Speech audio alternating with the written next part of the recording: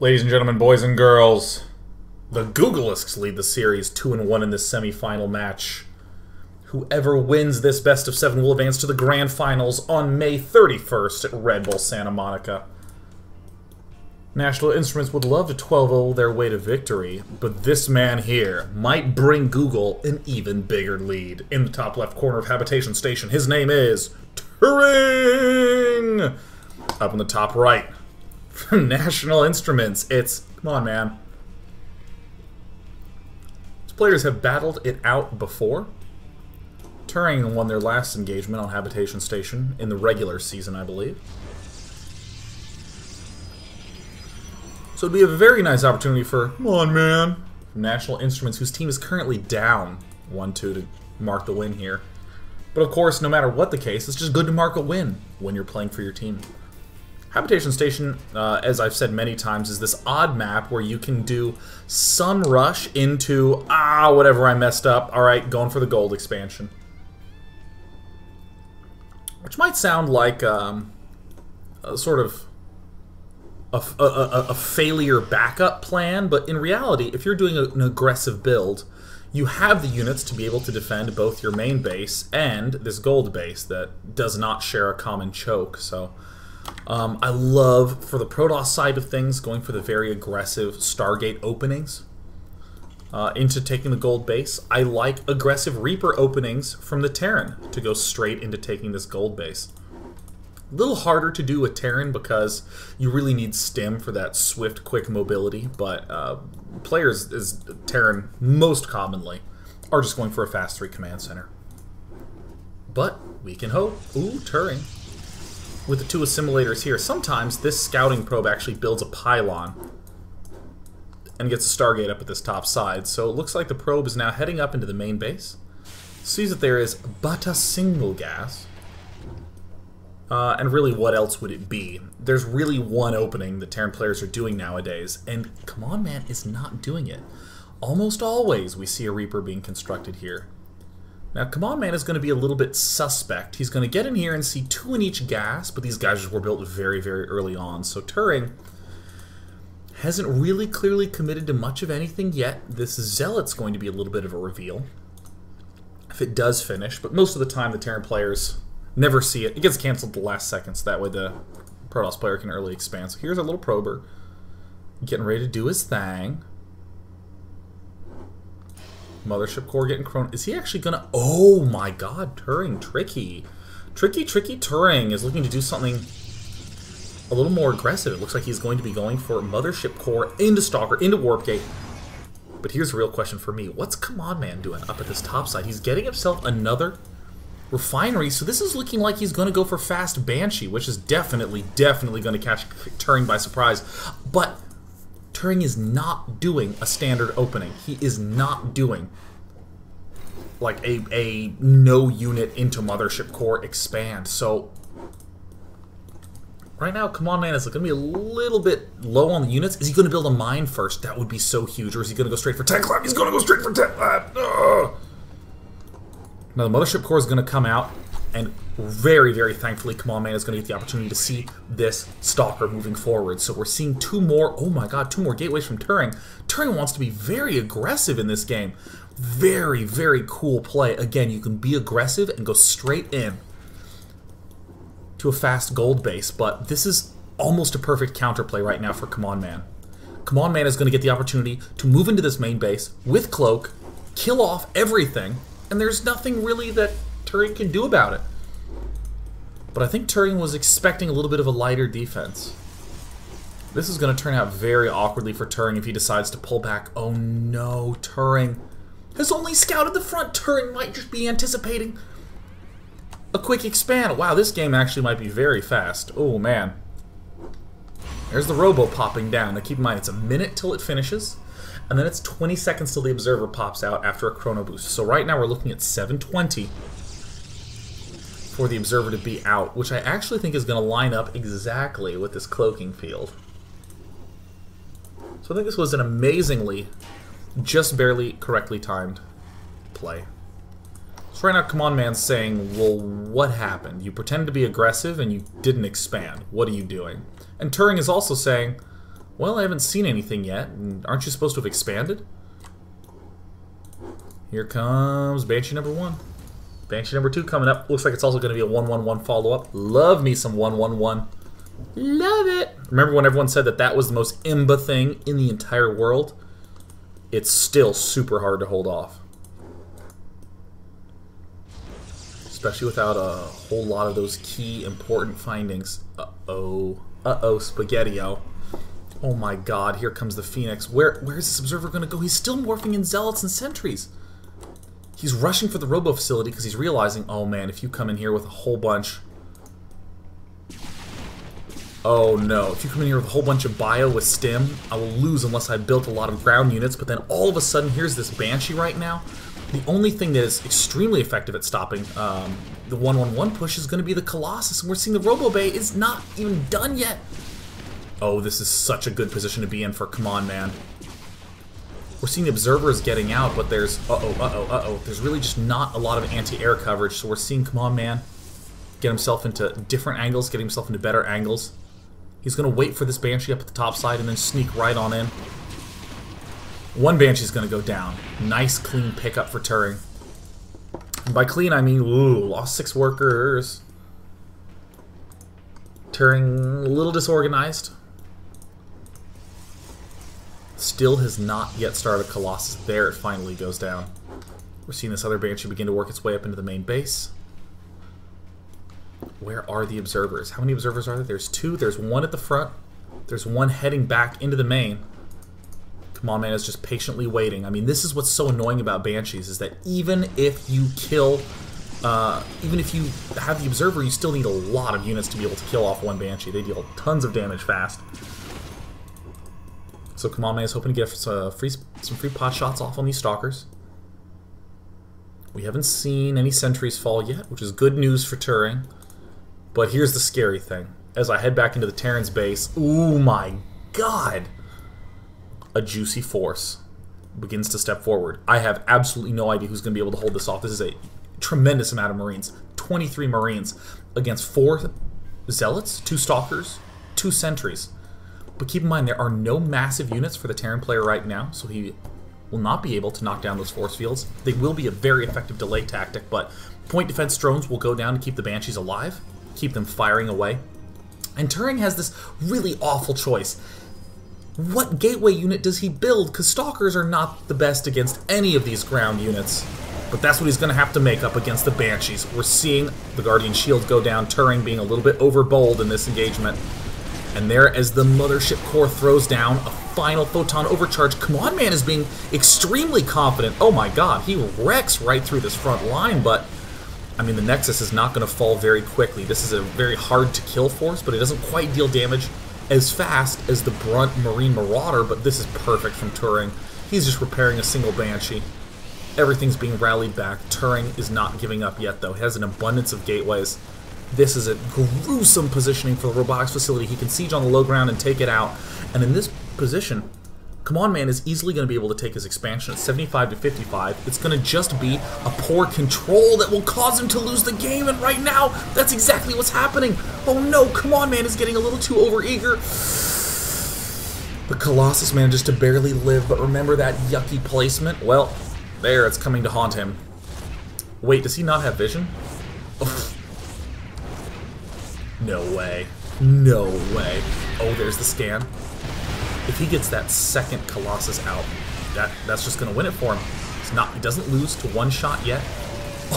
Oh, the final second manages to take it down, but this has been a relatively good engagement for a Protoss player. He still has the Colossus alive.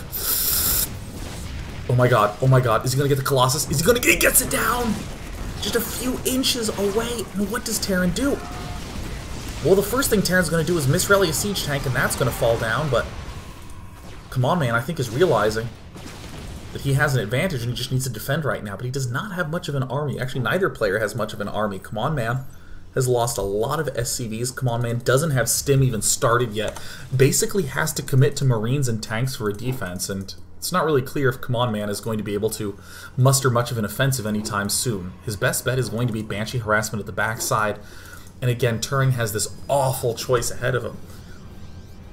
What gateway unit do I build? Stalkers are not that great against Marines or tanks, but you have to get them because of the threat of these Banshees, and that's a ton of gas that's being taken away from things like upgrades, Colossus production, Twilight Council. But Turing, interestingly, is not going for any high tech.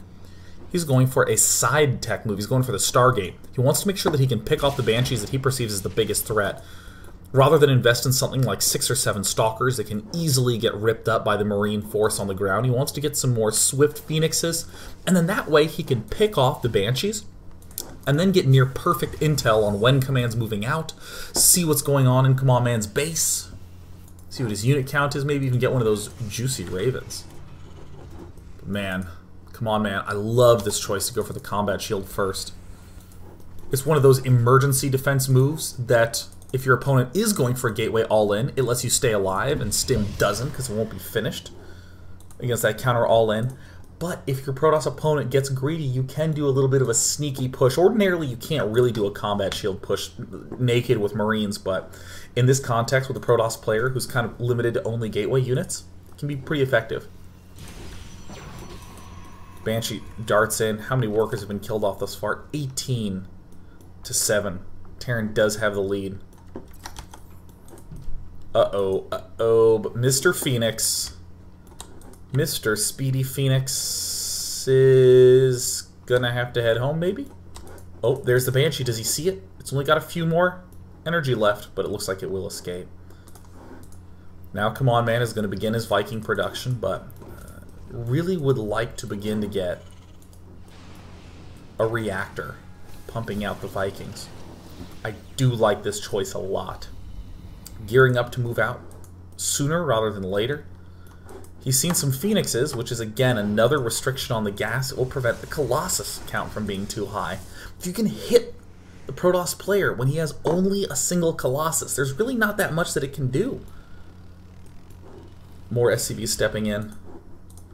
Turing from the Googleisks, stepping down with the Phoenixes and realizing, uh-oh, this is going to be a little bit tricky. Does get the key single Viking, the solo Viking.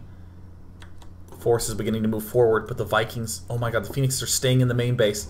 They're trying to do some counter-aggression, but they're not going to be able to kill off too much. These are just Phoenixes. They're limited by their supple energy. And now we're seeing, yet again, the Banshees deal huge damage. The point defense drone denying almost all of those Mothership Core shots. We're seeing, again, Turing having to do a full retreat. Oh my god, Command Man is just... he's sweeping house right now. I mean, in this position, there's really only one hope that Turing has. Annihilate this force in a very advantageous exchange. And then do a counter swing that wins it for him. Where are those Phoenixes? Where are the Phoenixes? He's got to be very careful. And he lifts a siege tank. Very cool move. Stim is only just finished, but there's no medevacs in sight. Turing notices, recognizes, pulls back, continuing to shoot. Phoenix count has not really fallen too low.